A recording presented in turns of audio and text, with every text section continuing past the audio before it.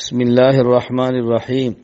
اہل سنت والجماعت کا عقیدہ کہ اللہ تعالیٰ اپنی ذات اور صفات یعنی علم اور قدرت کے اعتبار سے ہر جگہ پر ہے۔ اس کے خلاف کچھ عقلی اعتراضات پیش کیے جاتے ہیں، جن میں چوتھا اعتراض یہ ہے: کیا اللہ تعالیٰ بیت الخلاء میں بھی موجود ہے؟ الیاذ باللہ۔ اب اگر آپ کہیں بیت الخلاء میں نہیں تو پھر یہ عقیدہ کہاں گیا کہ اللہ تعالیٰ ہر جگہ موجود ہے؟ اور اگر کہیں اللہ تعالیٰ بیت الخلاء میں موجود ہے تو یہ بہت بڑی بے ادبی ہے۔ اس کے جوابات ذہن نشین فرما لیں۔ جواب نمبر 1، بعض چیزوں کو اجمالاً بیان کریں تو مناسب اور ادب ہے، اور اگر اس کو تفصیل کے ساتھ بیان کریں تو خلاف ادب ہے۔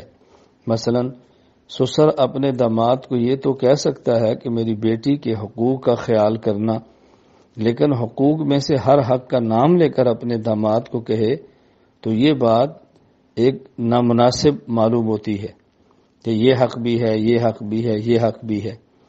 اسی طرح اگر کوئی شخص یہ کہے کہ سر سے لے کر پاؤں تک پورے جسم کا خالق اللہ ہے، یہ مناسب ہے اور ادب ہے، لیکن سر سے لے کر پاؤں تک تمام اعضاء کے نام گنوانے شروع کرے تو جسم میں بعض اعضاء ایسے ہیں کہ جن کا نام لے کر یہ گنوانا کہ اس کو بھی اللہ نے پیدا کیا ہے، اس کو بھی اللہ نے پیدا کیا ہے، یہ نامناسب اور خلاف ادب ہے۔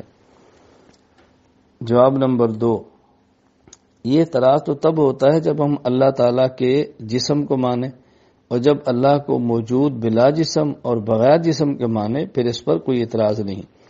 جس طرح اگر کوئی شخص قرآن کریم کو بیت الخلاء میں لے کر جائے تو ہم کہتے ہیں جائز نہیں، بے ادبی ہے، لیکن اگر سینے کے اندر قرآن کریم ہو، مثلا حافظ ہے اور یہ بیت الخلاء میں جائے، اب اس سینے میں قرآن موجود ہے، اس کو لے کر جا رہا ہے، یہ نہ مناسب اور بے ادبی نہیں، کیونکہ یہ سینے میں قرآن جو موجود ہے یہ بغیر جسم کے ہے۔ تو اعتراض اس وقت ہوتا ہے جب اللہ کو جسم کے ساتھ مانے، اور ہم اللہ کو ہر جگہ بغیر جسم کے مانتے ہیں، جس طرح سینے میں قرآن کریم بغیر جسم کے مانتے ہیں۔ جواب نمبر 3، رمضان کا مہینہ برکت والا ہے۔ اب کوئی شخص پوچھے کیا بیت الخلاء میں بھی رمضان ہے؟ آپ کہیں ہے تو وہ کہے گا رمضان بیت الخلاء تو ایک نجاست والی چیز ہے، گندی ہے، تو رمضان برکت والا بیت الخلاء میں کیسے ہوا؟ اور اگر آپ کہتے ہیں بیت الخلاء میں رمضان نہیں ہے تو روزے دار آدمی جب مسجد سے بیت الخلاء میں جاتا ہے تو کیا اس کا روزہ ختم ہو جاتا ہے؟